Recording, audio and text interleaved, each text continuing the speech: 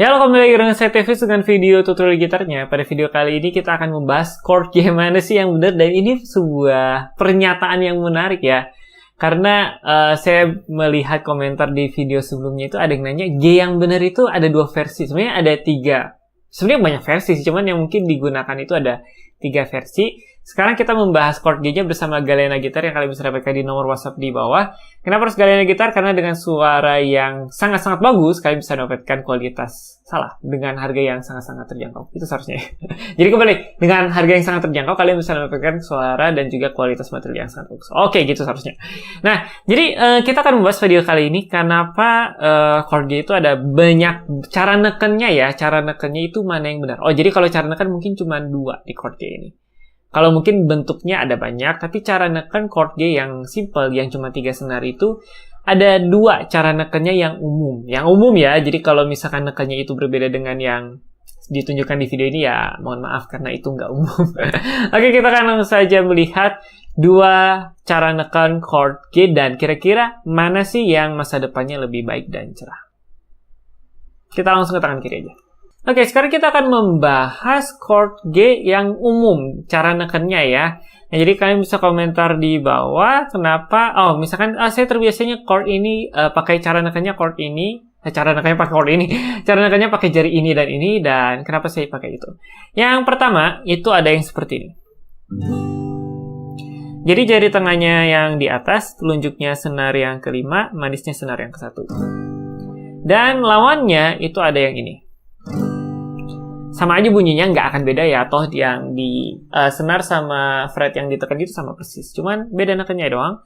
Clinking senar 1, jari tengah senar yang kelima, jari manis senar yang ke-6. Jadi yang ini dengan yang ini, yang ini dengan yang ini. Oke, kita akan bandingkan dua cara neken chord G ini, kira-kira mana sih yang masa depannya lebih baik untuk para pemula seperti kita, ya kan? Yang ini atau seperti ini. Oke, kita akan bahas pertama yang ini dulu. Mungkin lebih banyak yang pakai versi yang ini sih ya, versi yang ini. Kenapa? Karena versi yang ini saya akui itu jauh lebih mudah nekennya. Kenapa jauh lebih mudah? Karena jari yang dominan untuk neken chord, nah ya kan ya, gini, tuh kan clinkingnya itu nggak dipakai gitu. Karena kita terbiasa menekan chord nggak pakai clinking, jadi untuk menekan chord ya G yang seperti ini tuh, itu mudah untuk pembiasaannya ya. Jadi G yang seperti ini tuh mudah untuk dilakukan. Nah, untuk transisi chord dari chord G yang ini, itu keuntungannya justru nggak ada. Bisa dibilang bukan nggak ada ya, tapi hanya satu aja, B minor. Kalau ke E minor bisa lah ya, tapi bentuk E minor kalian jadi ganti kayak gini. B minor, E minor. Ada lagi nggak yang keuntungan seperti ini? Oh, mungkin A-nya seperti ini bisa lah ya. Oh, mungkin B-nya seperti ini bisa. Oke, jadi ya mungkin banyak keuntungan kalau misalnya kayak pakai bentuk yang ini. Itu untuk transisi ke chord lain itu mudahnya adalah ya, dari G ke E minor, G ke A itu gampang, G ke D udah berapa tuh? 1, 2, 3, 4, mana lagi? Ya kalau ke sini ya enggak ya, berarti 4 ya. 1, 2, 3, 4. Oke. Jadi kalau yang saya hitung silakan komentar di bawah kalau misalnya saya salah. Yang G-nya pindahnya gampang itu ke chord lain, maksudnya gampang itu pindah mengubah formasi tangannya itu nggak terlalu banyak. Jadi 4 ya. 1, 2, 3, 4. Nah, kalau B minor itu dia tunjuknya tinggal turun gini. Gitu. Oke. Nah, itu jadi untuk chord G yang memakai telunjuk jari tengah, telunjuk, dan manis. Nah, gimana kalau misalkan yang tengah, manis, tengah, clinking. Nah, ini manisnya itu ke atas, clinkingnya itu di bawah. Nah, saya akan mengungkapkan yang jeleknya dulu. Chord ini susah untuk ditekan untuk pemula. Bahkan bisa jadi bikin kita sengsara gitu ya, selain chord F. Kenapa? Karena manis sama clinking ini kita nggak biasa untuk dipisah. Mereka selalu bersama. Bahkan ketika minum pun mereka selalu bersama. Ketika makan pun mereka selalu bersama. Ketika kita bye-bye pun selalu bersama. Ketika peace juga mereka susah dipisahkan. 3 juga sekarang tuh. Menolak tuh. Kan? Liatin. Dia nggak mau ke atas banget kayak jari tengah dan telunjuk tuh kan. Tuh. Nggak, atau cuma jari sayang seperti ini. Tuh kan saya nggak bisa, karena apa? Kelingkingnya itu ketahan, dan manisnya itu nggak mau naik gitu. Nah itu kita kebiasaannya untuk melakukan sehari-hari seperti itu. Jadi akan sangat susah untuk pemula itu melakukan seperti ini. Jadi downside-nya untuk G yang seperti ini, susah untuk dilakukan pertama kali ya. Karena kalau misalnya dengan latihan ya pasti terbiasa, dan juga saya bisa pakai dua bentuk ini ya, cara nekannya. Bukan dua bentuk, dua cara nekan. Nah, jadi itu kerugiannya. Jadi yang pertama, susah untuk ditekan pertama kali.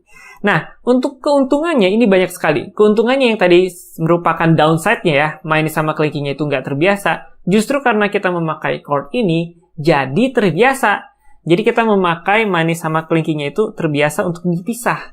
Karena nanti untuk banyak chord yang sudah advance, yang sudah misalkan seperti ini, nah ini manis sama kelingking kalau nggak biasa dipisah akan sangat susah. Kalau masa nanti dia akan nempel terus tuh ke manis.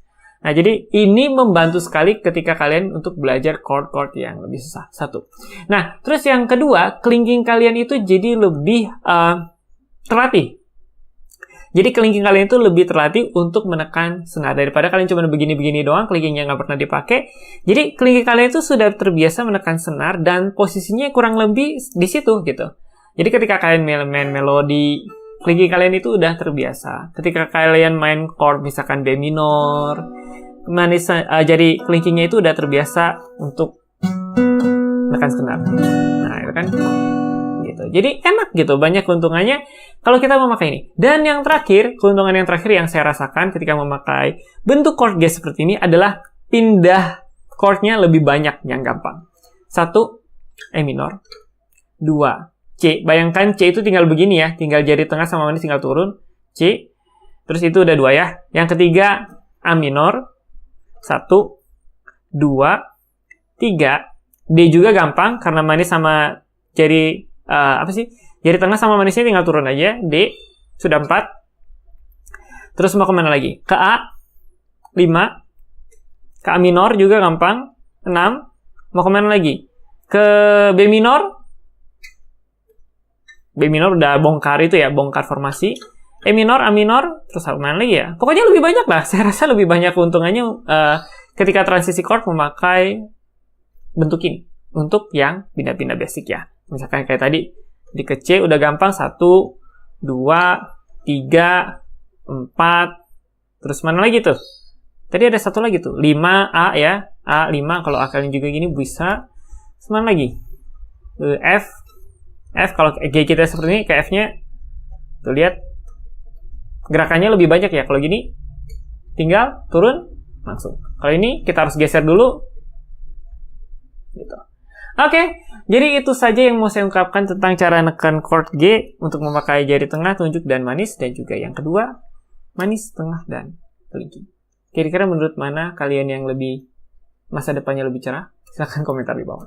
Oke, jadi seperti itu perbandingan cara menekan chord G. Kira-kira menurut kalian mana sih yang lebih baik dan masa depannya lebih cerah?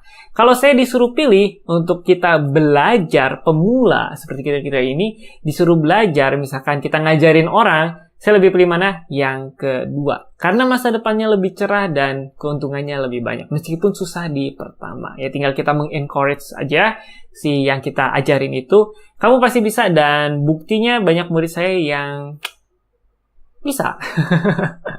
Jadi mau yang online saya juga bisa langsung kontak ke nomor WhatsApp yang di kalian itu juga. Oke, terima kasih video kali ini. Silahkan komentar di bawah kalau misalnya mau request tips dan trik atau apapun gitu ya. Atau yang bahas chord gini juga menarik juga ternyata ya video seperti ini.